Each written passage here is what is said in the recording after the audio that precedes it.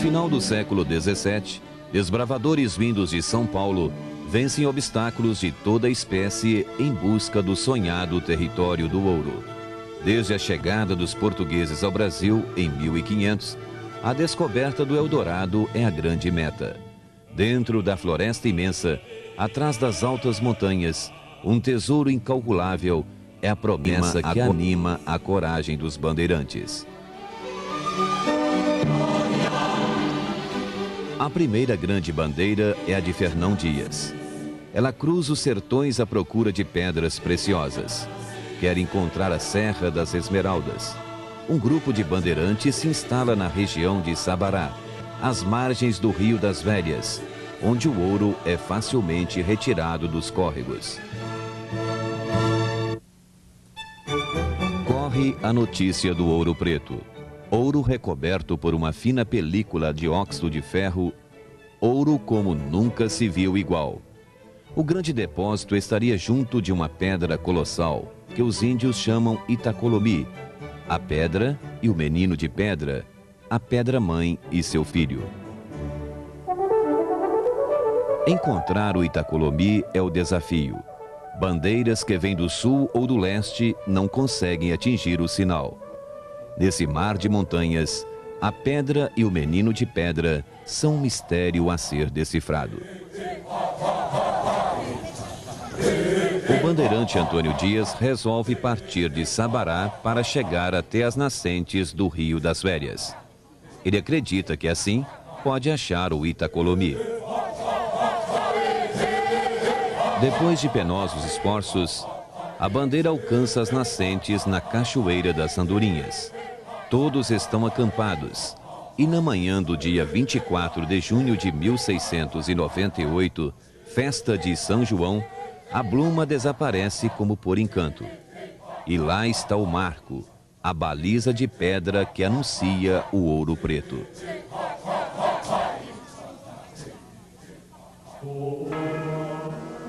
O padre João de Faria Fialho, integrante da bandeira, celebra a primeira missa. Sob o sinal da cruz, é aqui que nasce uma cidade que vai ser admirada pelo mundo inteiro. Os bandeirantes rapidamente se deslocam para a região do Itacolomi. Arraiais surgem pelas encostas, agrupando mineradores que trabalham febrilmente. A grande montanha ganha o nome de Fiador das Minas. Acredita-se que seu ouro é inesgotável. As capelas do morro abençoam a opulência. No Taquaral, reverencia-se a Senhora do Pilar. Depois, vem a Capela da Piedade. Mais adiante está a de Santana. A Capela de São João fica bem no alto do Ouro Fino, exatamente onde o padre Faria celebrou a primeira missa. A seguir, a Capela de São Sebastião assinala outro núcleo minerador.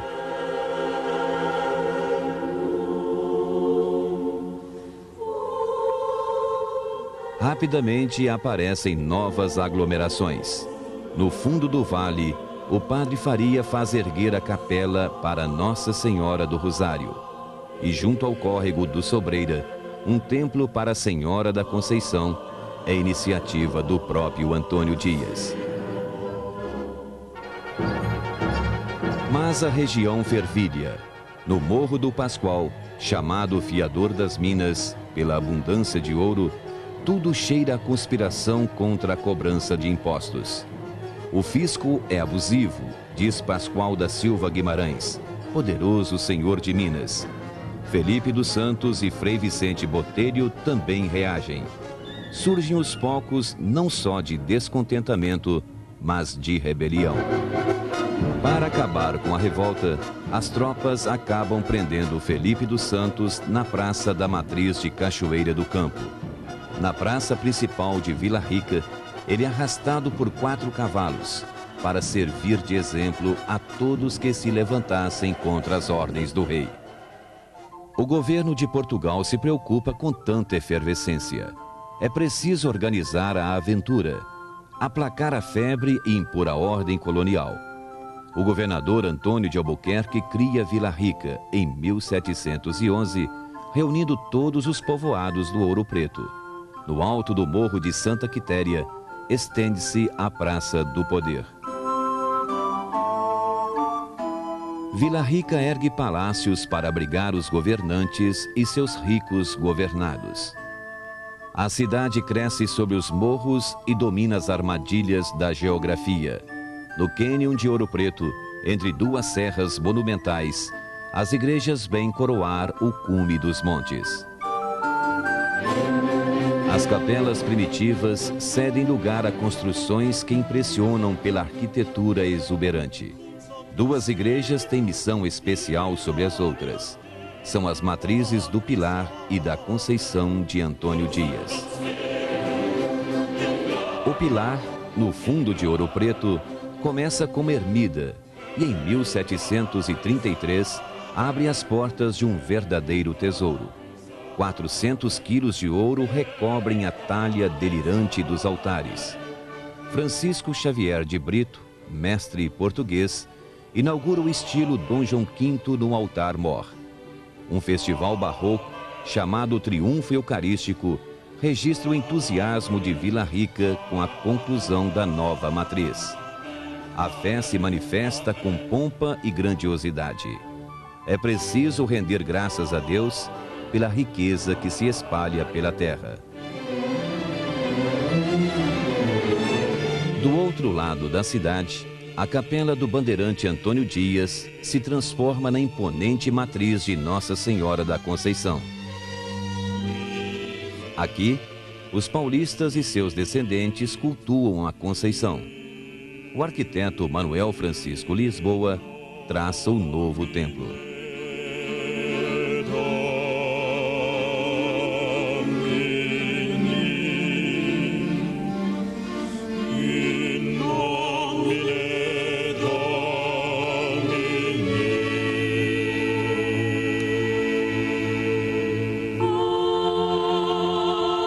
O rei de Portugal manda que toda a sociedade se organize em irmandades religiosas. Brancos nascidos no reino, brancos da colônia, pardos, negros escravos e negros livres criam essas associações que devem construir suas igrejas e cemitérios e compartimentar as vertentes sociais. Cada irmandade quer mostrar o seu poder e o seu prestígio. A Irmandade de São Francisco de Assis chama em 1766 um jovem talento para projetar a sua igreja. É Antônio Francisco Lisboa, filho do arquiteto Manuel Francisco, português, e de uma escrava. O gênio de Antônio Francisco vai ser reconhecido nos 4 cantos da Capitania das Minas, tal como está hoje consagrado em todo o mundo. Se o pai é o autor do Carmo, uma igreja elegante e imponente, que recebe a nobreza de Vila Rica, o filho vai criar uma obra ainda mais impressionante. A sua obra-prima como arquiteto e escultor. São Francisco de Assis marca o estilo rococó, que se desenvolve na segunda metade do século XVIII. Mais que isso, consagra o estilo aleijadinho, a expressão singular do maior artista brasileiro no período colonial.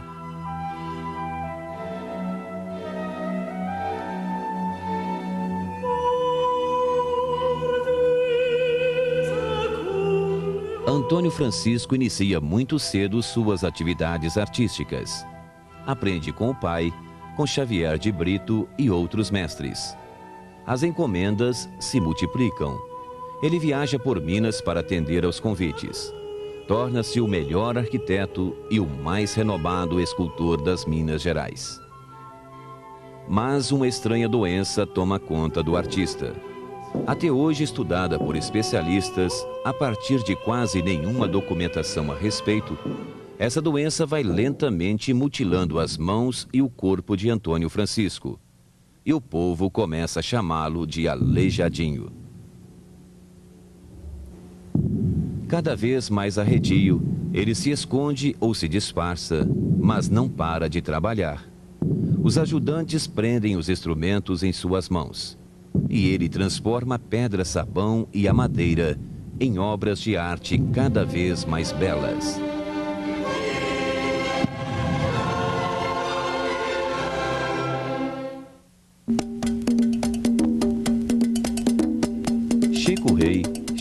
uma tribo africana, vem parar em Vila Rica, tornado escravo, assim como sua família.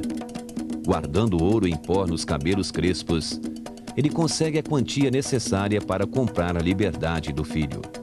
Depois, compra seu próprio alvará de alforria e do resto dos familiares. Chico Rei se torna homem abastado, dono de mina. A igreja de Santa Efigênia recebe dele valiosos presentes.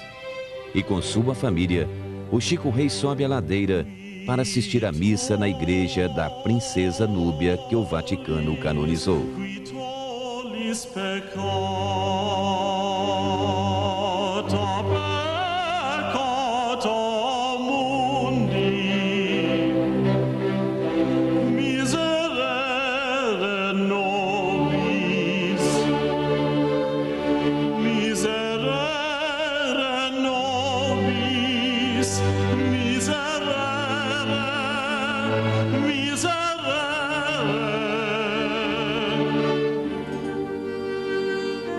Os senhores de Minas mandam os filhos estudar na Europa.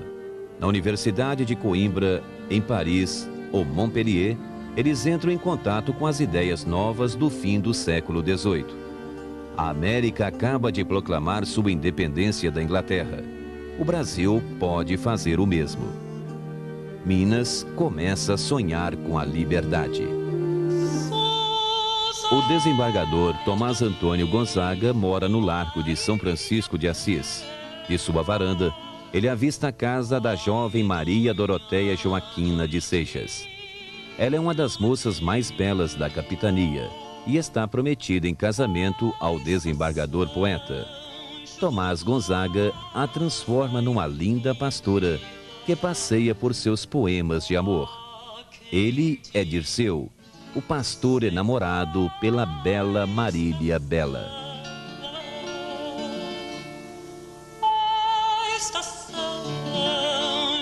Pouco abaixo, na ladeira de Antônio Dias, está a casa do advogado Cláudio Manuel da Costa. Ele também é poeta e canta as belezas de Vila Rica num longo poema em que brilha a arte de seus versos.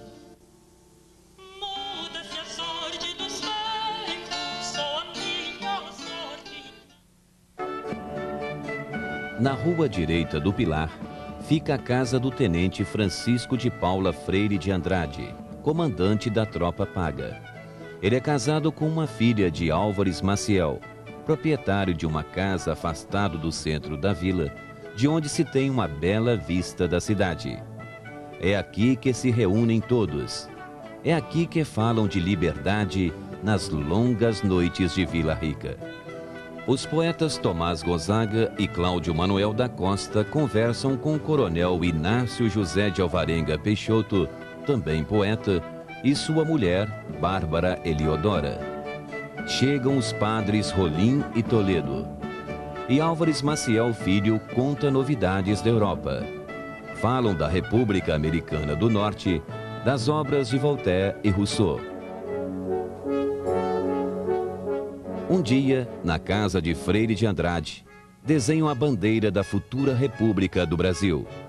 Ela tem um triângulo que simboliza a Santíssima Trindade e traz um verso latino de Virgílio: Libertas que será também.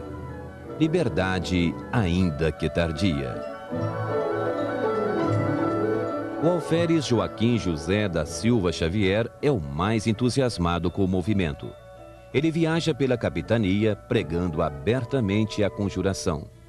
Vai ao Rio de Janeiro e quer ampliar a revolução. Ele é o Tiradentes, dentista prático, daí o apelido que o povo lhe deu.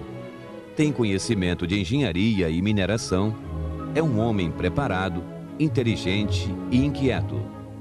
Inconformado com a situação do país, a conjuração lhe parece a única saída.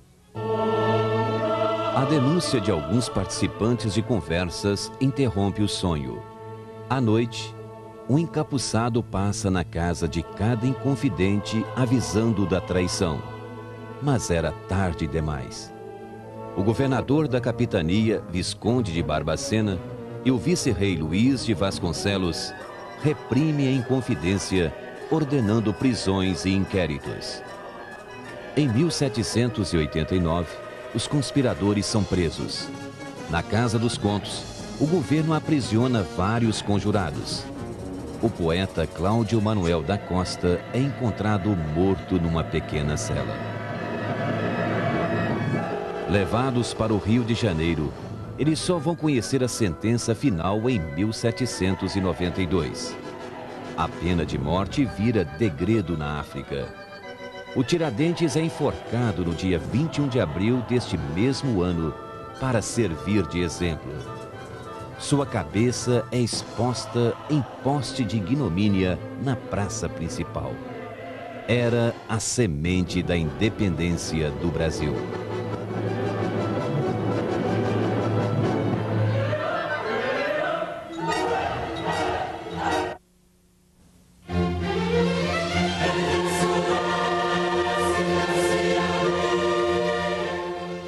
Hoje, Ouro Preto é visitada por milhares de turistas do mundo todo. Desde que deixou de ser a capital de Minas Gerais em 1897, Ouro Preto se fixou como relicário da história. Elevada a Monumento Nacional em 1933 pelo presidente Getúlio Vargas, e integralmente tombada pelo Patrimônio Nacional em 1938, a cidade de Ouro Preto recebeu, em 1980, o título de Patrimônio Cultural da Humanidade, conferida pela Unesco. Ouro Preto é um mundo sem fim a ser descoberto pelos visitantes. E nada mais prático que a companhia de um guia de turismo para orientá-los nesta fascinante viagem ao século XVIII. A paisagem do maior conjunto barroco do mundo já nos coloca no passado.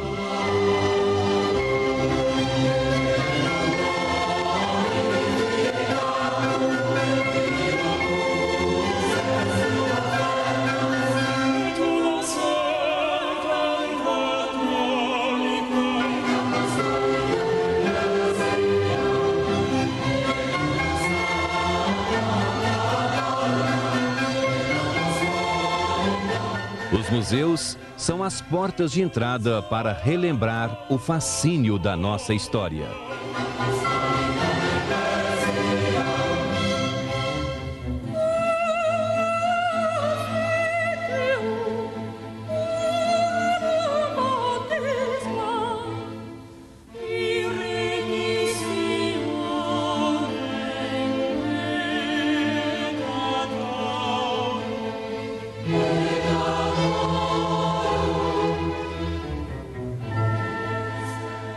O Museu da Inconfidência, antiga Casa da Câmara e cadeia de Vila Rica, reúne obras do Aleijadinho, como São Jorge, cuja imagem nas procissões de Corpus Christi saía a cavalo, e desenhos que ele fez para as igrejas de São João del Rei. Aqui, o Aleijadinho convive com outra figura maior da história do Brasil. É no Museu da Inconfidência que se reúne os vultos do grande artista e grande herói. Joaquim José da Silva Xavier, o Tiradentes, evoca um dos momentos mais importantes de Ouro Preto, como líder da Inconfidência Mineira de 1789.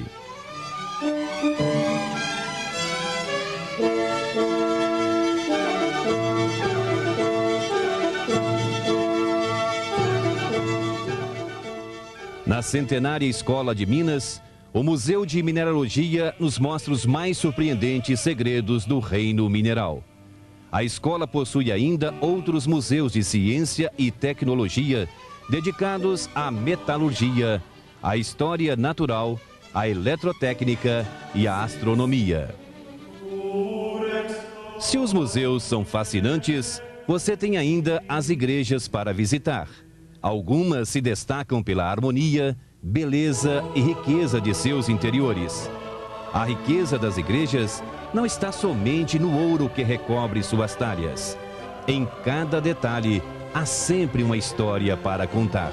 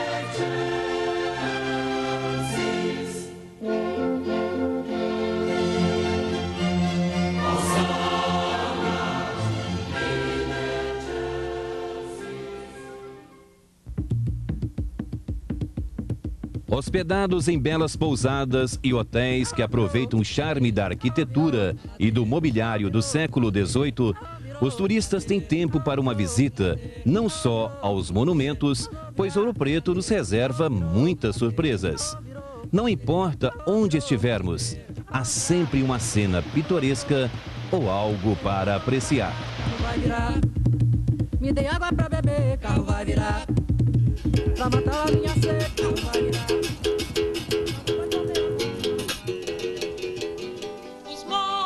As pedras preciosas são um capítulo à parte do roteiro da velha Vila Rica.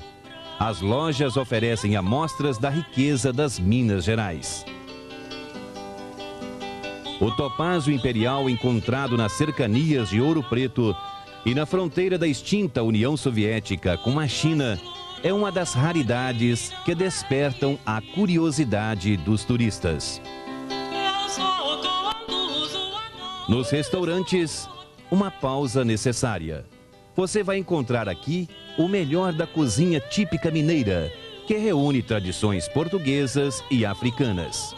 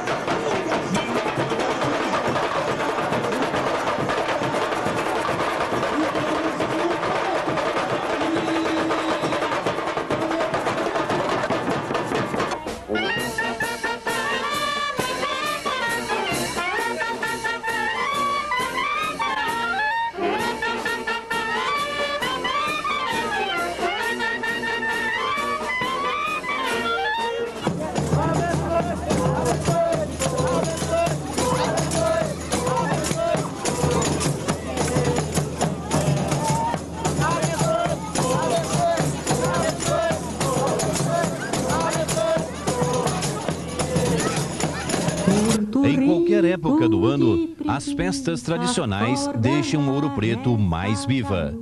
O carnaval, o folclore, a religiosidade do povo ouropretano na Semana Santa se transformam num raro espetáculo.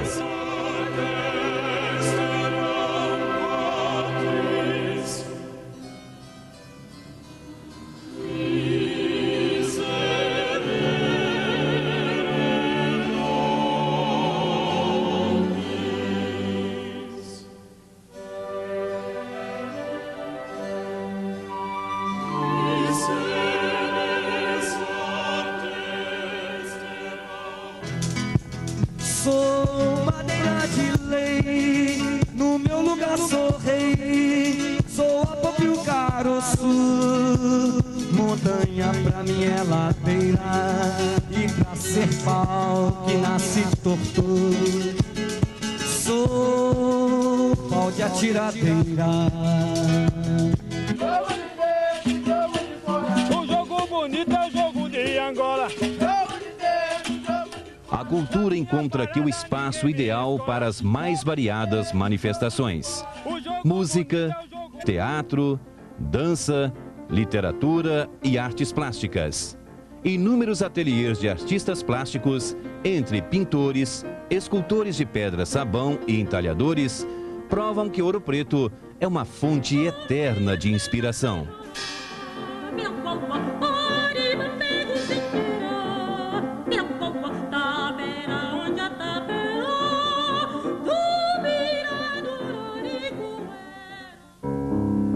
Cidade universitária, Ouro Preto manifesta através da Universidade Federal, a UFOP, sua vocação para os estudos nas áreas mineral, histórica e cultural.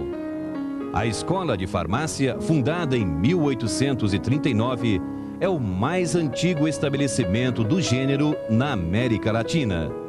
Aqui se encontra o Museu da Farmácia.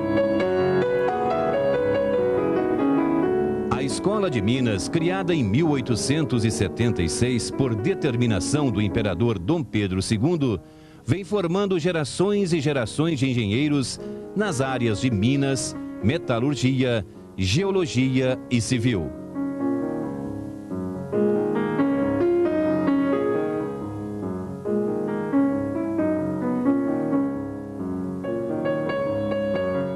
Com 3 campi, um deles sendo construído conforme o formato dos mais modernos campi universitários, a UFOP atende à formação principalmente da juventude de fora da cidade, que aqui busca cursos tradicionais ou avançados, como os de nutrição, computação, direito, filosofia com ênfase em cultura, letras, história e artes. A comunidade universitária é formada por cerca de 3.500 pessoas, sendo que 2.500 são alunos. Os estudantes formam um dos segmentos mais característicos da população de Ouro Preto, com suas repúblicas instaladas em velhos casarões do centro histórico.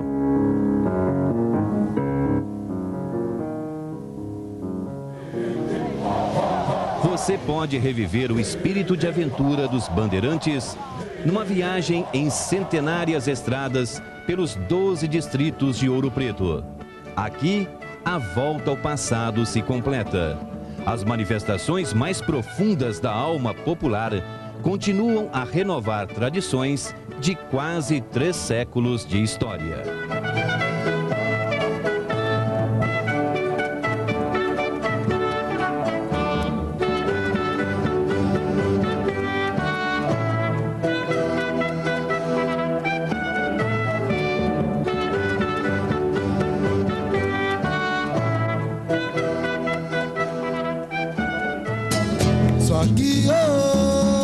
De volta à cidade, a noite mostra seus encantos. Ruas e becos iluminados por lampiões. A música regional nas antigas senzalas transformadas em bares. É também um pouco de uma raça que não tem medo de fumaça e não se entrega. Olha só o rebelicho que ela tem pra dar, olha o jeito nas cadeiras que ela pode dar, olha só o rebolado que ela...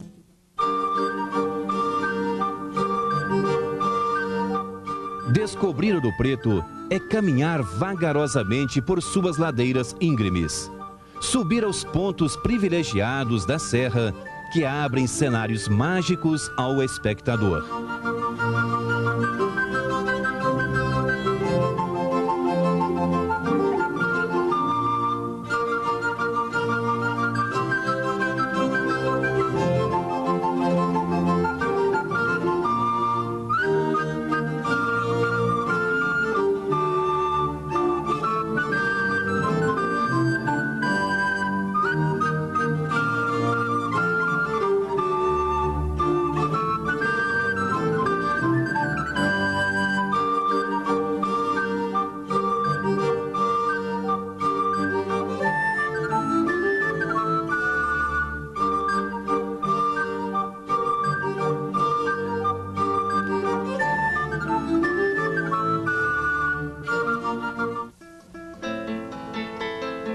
é a certeza de que visitar a cidade é apenas o começo de uma nova história.